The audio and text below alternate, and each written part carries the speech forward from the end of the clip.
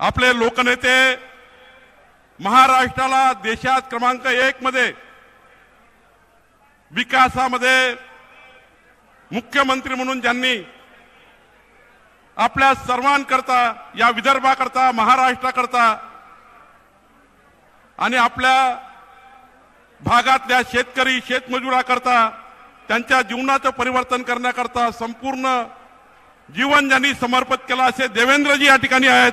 एकदा जोरात टाळ्या वाजवून देवेंद्रजींचं आपण स्वागत करू. जोरात टाळ्या वाजवून. या नमो महासंमेलन, नमो युवा महासंमेलन नागपूरच्या या पावन ऐतिहासिक स्थळावर आपल्या सर्व युवकांना ही संधी दिल्याबद्दल मी तेजस्वी सूर्याजी यांचं सुद्धा मनापासून अभिनंदन करतो, स्वागत करतो, धन्यवाद व्यक्त करतो. या कार्यक्रमाला उपस्थित माननीय सुरेश खाडेजी आणि माननीय मंत्री सुरेश खाडेजी आणि व्यासपीठावर उपस्थित आपले 16-17 आमदार आहेत, आपले सर्व खासदार आहेत. मी जास्त वेळ घेणार नाही. सर्व उपस्थित पदाधिकारी बंधू आणि भगिनी, खरं तर फार यादी मोठी आहे. सर्वांनी स्टेजवर माफ करावा, कारण आपल्याला हा कार्यक्रम सुरू करायचा आहे. उपस्थित सर्व बंधू भगिनी, खरं तर आज आपल्या सर्वांकरता आनंदाचा दिवस आहे की नमो युवा महासंमेलन या ठिकाणी या महाराष्ट्राची युवा शक्तीला मजबूत करण्याकरता, या युवा शक्तींना ऊर्जा देण्याकरता या ठिकाणी आपण नागपूरमध्ये या संमेलनाची सुरुवात झाली आहे. आणि देवेंद्रजी, जेवढे लोक या ठिकाणी आले आहेत तेवढेच लोक त्या ठिकाणी बाहेर आहेत. मी या ठिकाणी पोलिसांना विनंती करणार आहे की त्यांनी लवकरात लवकर त्या लोकांना सोडावं, कारण पुष्कळ लोक, युवा लोक बाहेर उभे आहेत. मी विनंती करेल की त्यांनी सोडावं.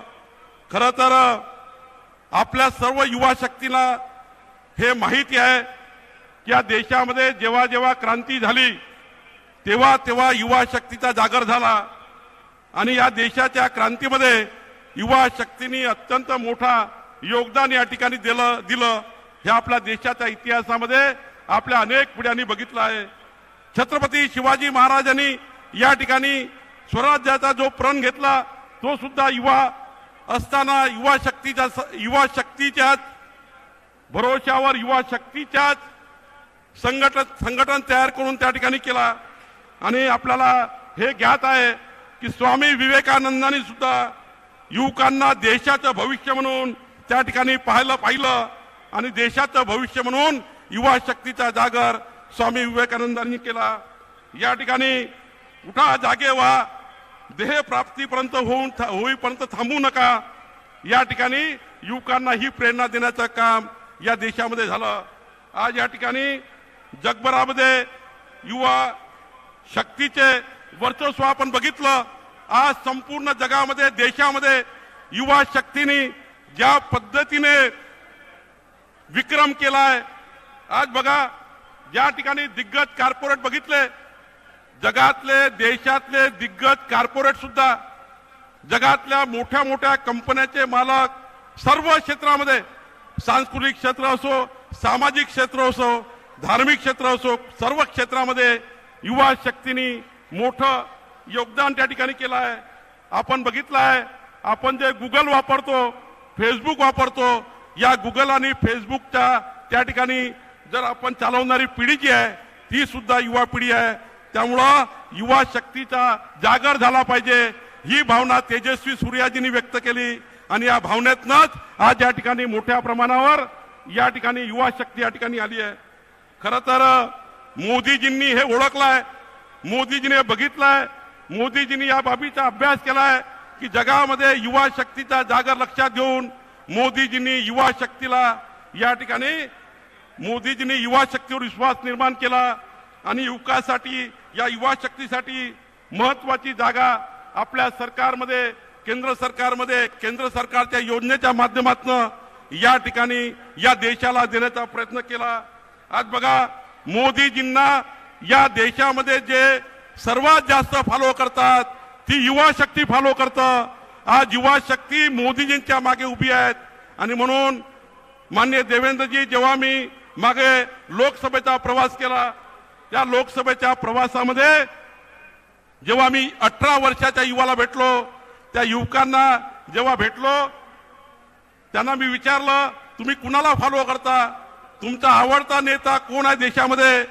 त्या 18 वर्षाच्या एका युवकाने नंदुरबार सारख्या आदिवासी जिल्ह्यामध्ये, नंदुरबार सारख्या आदिवासी जिल्ह्यामध्ये, धळगाव तालुक्यासारख्या आदिवासी बहुल तालुक्यामध्ये एक 18 वर्षाचा युवक मला भेटला. त्याला विचारलं तू कुणाला फॉलो करतो बेटा, तुला सर्वात आवडता नेता कोण. तर आदिवासी भागातला नंदुरबार जिल्ह्यातला मुलगा म्हणतो आहे माझा आवडता नेता नरेंद्र मोदीजी आहे, मी मोदीजींना फॉलो करतो आहे. मी त्याला विचारलं तू मोदीजींना का फॉलो करतो आहे. त्यांनी दाखवलं, त्यांच्या मोबाईलवर नमो ॲप मला दाखवलं. नमो ॲपच्या माध्यमातून त्यांनी फॉलोविंग दाखवली, त्यांचे रोजचे पोस्ट दाखवले. त्यांनी मला सांगितलं की या ठिकाणी मी मोदीजींना याकरता फॉलो करताय, मी माझ्या डोळ्यांनी चंद्रावर भारताचा तिरंगा ध्वज फडकताना बघितला आहे आणि म्हणून मी मोदीजींना फॉलो करतो आहे, मी मोदीजींना पसंती देतो आहे, मोदीजींनाच पुढे मत करणार आहे. पुढे गेल्यानंतर एक युवा मला भेटला. त्या युवकाला विचारलं बेटा तू कुणाला फॉलो करतोय. तो युवा म्हणाला मी मोदीजींनाच मत देणार आहे, मोदीजींनाच फॉलो करणार आहे. त्यांनी आपल्या मोबाईलवर नमो ॲप मला दाखवलं आणि सांगितलं. मी त्याला विचारलं तू मोदीजी तुला का आवडतात. त्या युवानी सांगितलं मी माझ्या डोळ्यांनी काश्मीरच्या लाल चौकामध्ये तिरंगा ध्वज फडकताना बघितला आहे आणि म्हणून मी मोदीजींना फॉलो करतो आहे. मोदीजीच आमचे सर्वोत्कृष्ट नेते आहेत आणि म्हणून युवा शक्तीने खऱ्या अर्थाने मोदीजींच्या नेतृत्वामध्ये पुढे जाण्याचं सांगितलं आहे. आज बघा तुम्हाला तुमच्या रोजच्या मोबाईलवर मागच्या 2014च्या पूर्वी जर बघितलं असाल, मोबाईलचा इंटरनेट डेटा असेल, मोबाईलचा संपूर्ण त्या ठिकाणी डेटाचा विचार केला 600 रुपयाचा कमी पॅक घ्यायचं नाही. पण हा युवा म्हणतो आहे मला मोदीजींनी 240 रुपयामध्ये आता आमच्या मोबाईलवर ही मोबाईल पॅकची सवलत उपलब्ध करून दिली म्हणून आम्ही मोदीजींना मत देणार आहोत.